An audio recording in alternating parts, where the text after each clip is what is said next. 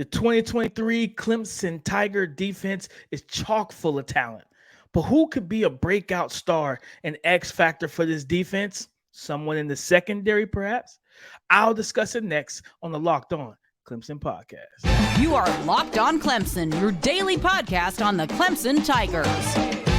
Part of the Locked On Podcast Network, your team every day.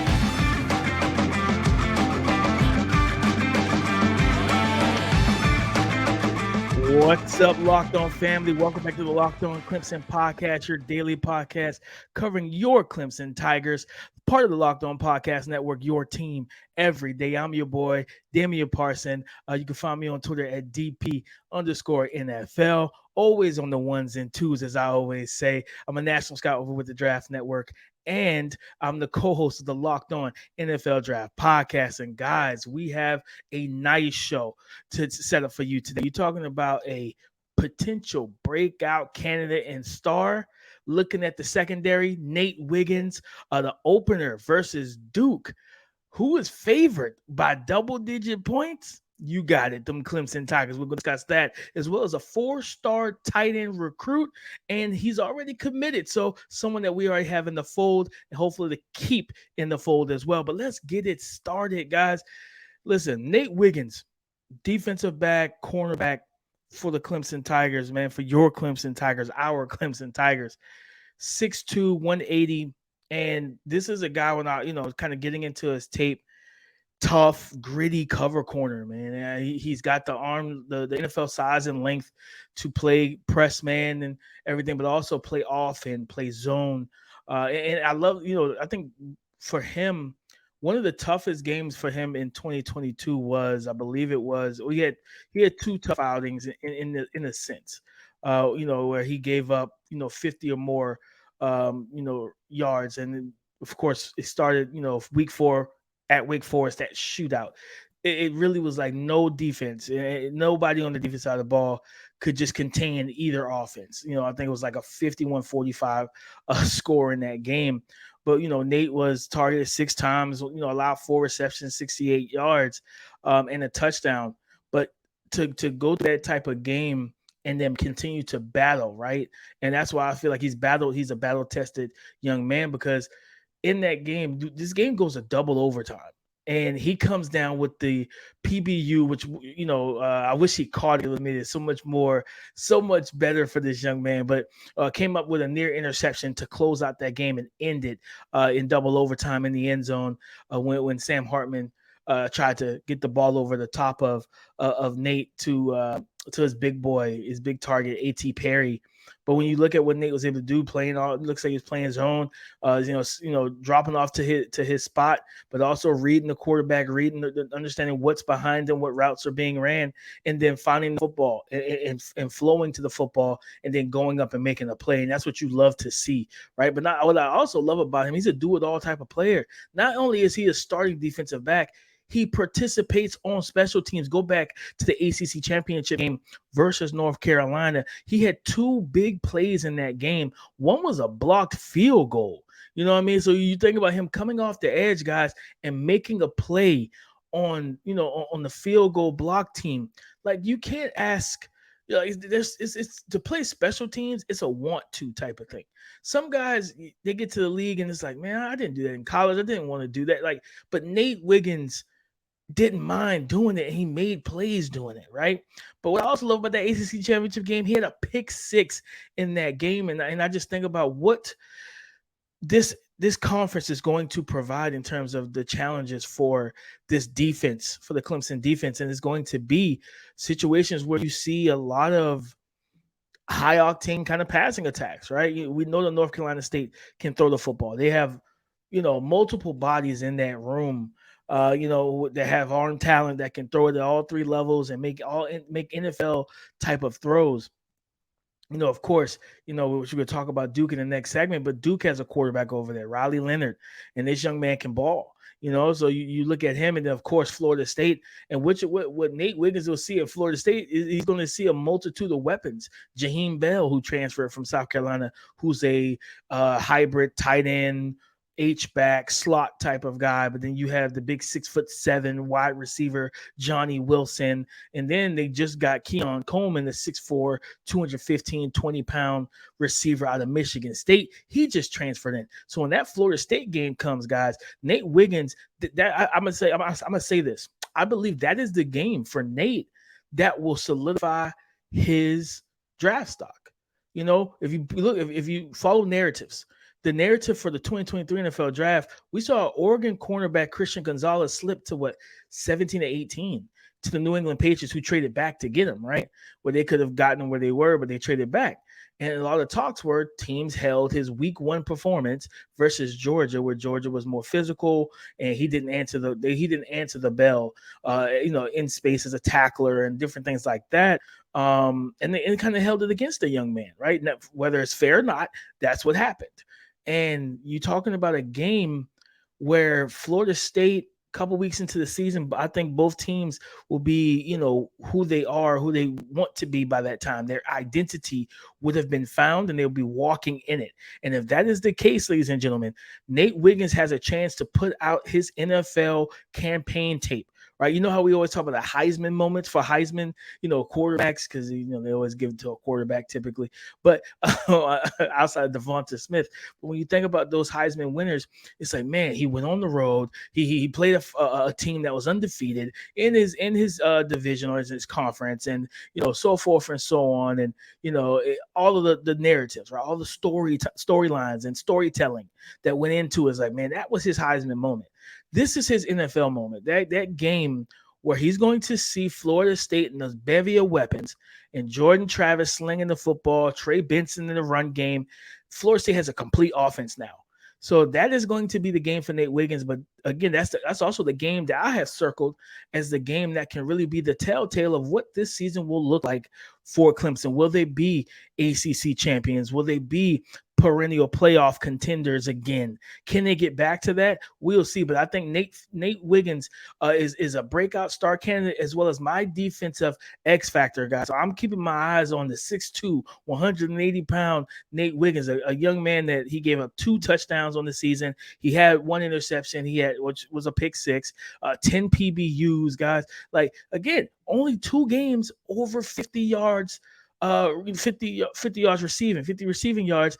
Granted, it was a 68, yard performance against Wake Forest, and then he gave up 132 versus Louisville, which I got to get into that tape and really be able to really decipher it. But guys, I just want to tell you, I believe in cornerback Nate Wiggins. I'm excited for this young man to be the X factor and potential breakout star, because I feel like by the time we get to season's end, he does what he can do to live up to his talent. NFL teams will be talking about him. NFL scouts will be talking about him. Then we'll be in the draft, in that draft momentum into the draft season. And then everybody on Twitter will be like, man, that Clemson cornerback has the size, the arm length, the ball skills, the competitiveness, the coverage ability. Nate Wiggins, breakout star, defensive X factor. But guys, coming up next, we're going to get into this opener. Fanduel Sportsbook has Clemson as a double-digit favorite on the road. Is that fair? Do we agree or disagree, guys? We're going to discuss that next. Guys, finding pants and shorts that fit, are comfortable, flexible, and versatile, it's not the easiest thing to find. You know what I mean? I can speak from personal experience. Until I try Birddog, guys, they fit well. They make me feel better, look better. And like I said, they feel great when you're wearing them. I love the fact that the fabric is stretchy, makes the legs feel good as you're walking and nothing's rubbing and it's not uncomfortable. And like I said, with comfort, they are more comfortable than most of the other shorts and pants that I have in my closet currently. They give me the freedom to be flexible and wear a pair of their shorts or pants to any occasion, the golf course, a business meeting, going on a date with my wife, or hanging out with some of our friends.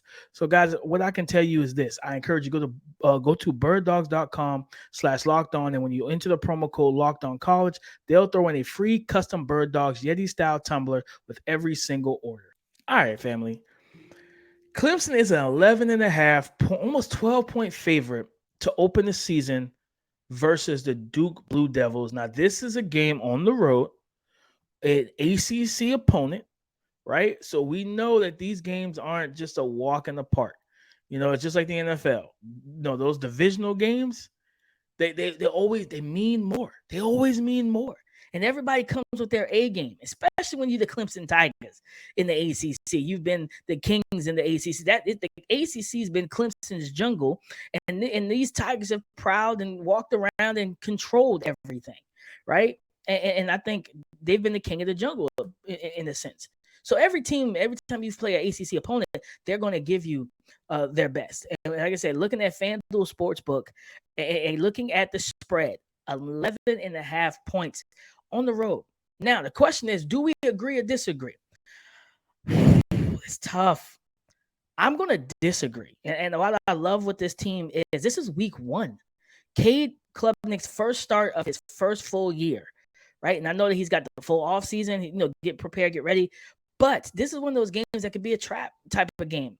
And the reason why is because, of course, for Cade, new offense, right? This is the first unveiling of the full look of this new Riley offense from TCU that we're going to see with this Clemson offense. And now it's all about not just practicing against each other, but you're going up against cornerbacks that are going to fight tooth and nail to make sure you don't catch the pass. They're going to do whatever it takes.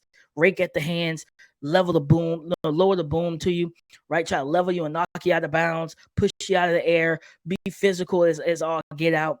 But not only that, as I talked about him, Riley Leonard, the quarterback for Duke, is a baller. He's a stud, guys. And we got to get familiar with him right now because he's a dual threat type of guy. Is he the most elusive in terms of giving you multiple moves and open field? No, that's not really his game, right? But you're talking about being able to run the zone read, the QB power, QB veer, QB counters, and get this guy going north and south, get him vertical. He can pick him up and put him down. The speed that he has, guys, is legitimate at the quarterback position. This guy, open field, he can legitimately separate from defenders, cornerbacks, safeties included, who are typically the best athletes on the defensive side of the football. So when I look at it, and I believe this, with his dual threat ability, he's going to pose. He's going to really test the discipline of this front seven, which is very, very good. And I think that's where the game is going to be won and lost, is the front seven versus their offensive line. And they have a left tackle who's going to protect the blind side. So you think about Xavier Thomas moving around on the defensive line and having to see, I think it's Graham Barton is the left tackle, guy that NFL scouts are high on. A lot of people in the NFL draft community are starting to talk up this summer as summer scouting is going on. So yes, they have some NFL talent on this team, guys. So we can't, I don't want to go in with the mindset 12's too low. I don't want it to be that type of situation. I do think it's a little I disagree. I think it's a little high. I think a touchdown, a little more, maybe 8-9 points. 2-score type of game, right? Potentially. But not 8 to 9 point game. But just the almost 12 points. That's a lot. That's a lot. And I think, like I said, just week 1 on the road, it's going to be a tough environment. And then FanDuel Sportsbook, the other key to this, they have the game listed. I don't know if they know something that we don't know yet, because I looked at the schedule and it doesn't have a time for the game. FanDuel Sportsbook has a game at 8:30 at night. Let me make sure I got it pulled up here. I believe they have the game, 8 o'clock at night, Eastern time. So if this is a night game on the road, right? Night game on the road, Clemson's traveling to Duke. I expect the Blue Devils crowd to be rocking and rolling and loud and ready to go. And again, it's just one of those situations. The last game we saw from Cade Klubnik was the Tennessee game in the bowl game. That wasn't a great outing for the team. So now it's okay, can we get that taste out of our mouth? Can we put the best foot forward, right? But at the end of the day, these are athletes. These are humans. That last performance will still possibly be on some of their minds. And I could see a kid kind of pressing a little bit to start that game. And if you start pressing, it can kind of give some issues in terms of, inaccuracy or poor decision-making. He's not playing within rhythm. And that's what you want him to be, especially in his first start. So again, I'm being honest with you. I think 11.5, almost 12 points is a little much because again, going on the road, a gritty team, a well-coached team, a team that played good football for the most part in 2022, and they have a quarterback that I truly believe, I guess I'm with the draft network, and I have my specific schools that I have to scout the prospects for. I feel like Riley Leonard is one of those guys that we may hear his name at the end of the season as one of the sleepers, one of those guys that woke up everybody in the college football atmosphere as well as the NFL draft atmosphere and just wake people up to his game. This kid can ball, guys. And if that offensive line can protect him, not only does he have the arm talent to push the ball at all three levels of the field and make a lot of NFL throws, but his feet, his legs, his ability to run can hurt this defense and really force these guys to play sound football. So Xavier Thomas, Rook, Tyler, all these guys in this defensive line, they are going to need to be as disciplined as possible, especially when you see that QB run action, the QB fakes, stuff like that. Give them that eye candy, the motions, whatever. I'm looking forward to seeing how all that pans out. But I just think 11.5 to 12.5 is just a little high. But y'all let me know in the comments. Talk to me. Let me know. Do you believe that Clemson should be favored by double-digit points? Is 11.5 too much or is it too less to you? Talk to me. Let me know down in the comments, guys. But coming up next, like I said, we have a 4-star tight end recruit that we want to get into, talk about what he brings to the offense and where he can improve. Tight end Christian Banteker, 6'5", 240, 4-star recruit by most of the recruiting major sites, right? 24/7 Sports, Rivals, ESPN, all have him as a 4-star recruit. They all have him as a top 10, at worst, top 10 tight end in the class, in the 2024 class. This young man committed to Clemson back on January the 13th. And coming out of Woodstock, Illinois, he's also a top 5 prospect in the state of Illinois. So what is he going to bring to the offense? And what I saw from him when I was watching his tape, I saw a guy that's got the ball skills, like 6'5". I'm not sure. I haven't tapped into to know if he plays basketball yet, but I wouldn't be surprised if he plays some basketball because you see his quarterback trust him to high point the ball, double coverage, single coverage, double coverage. It didn't matter. He saw him one-on-one. He went to him. He saw him with high-low bracket with a corner playing trail technique underneath and the safety over the top. He still targeted him. In the red zone, they threw fades to him. They would isolate him as an X receiver. And that's where it really gets exciting because whenever tight ends in general, I always say this in terms of scouting and everything. And when you look at the NFL, the Rob Gronkowskis, the Shannon Sharps, the Travis Kelce's, the George Kittles, the Darren Wallers, the Zach Ertzes of the world, right? The TJ, the tight end position is the biggest mismatch in the NFL for offenses. When you have a tight end that can split into the slot as a big slot receiver, you can throw him out as you go 3-by-1 and he's the one as the X receiver to the left of the quarterback and he gets that one-on-one coverage and he can run routes, he can run past guys, but also make plays on the football. That is a game changer for an offense. And this young man, Christian Banteker, has that. He has that type of ability. Of course, being 6'5", 240, you want to see him just improve with the routes a little bit. I want to see because it looks a little stiff in terms of sinking his hips and getting in and out of breaks at times.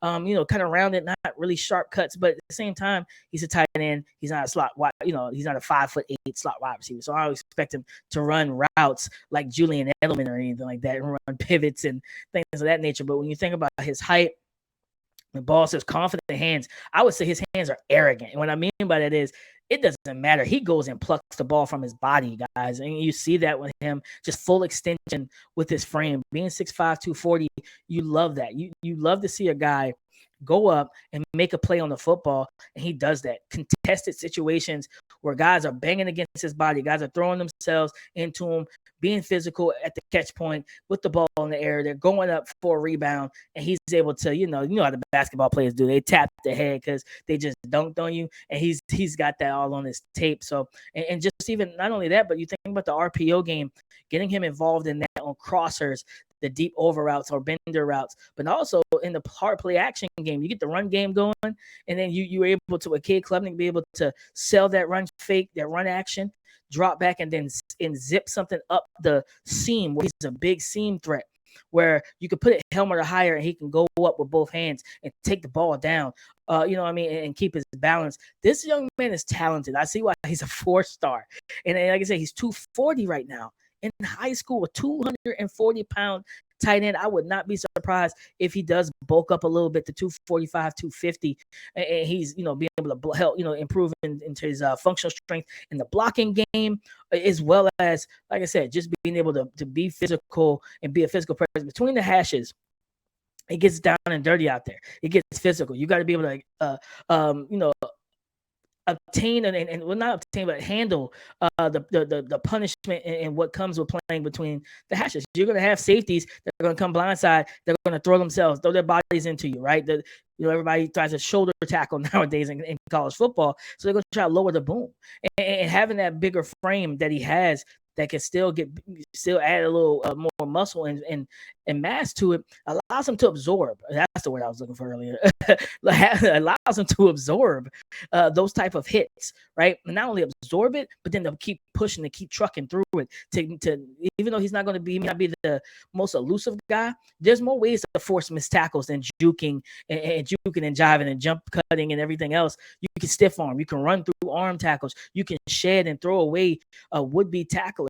And I think that this young man offers that to an offense. And for Clemson, this is a big get. Davis Allen, you know, very talented pass catcher. He's going to the NFL.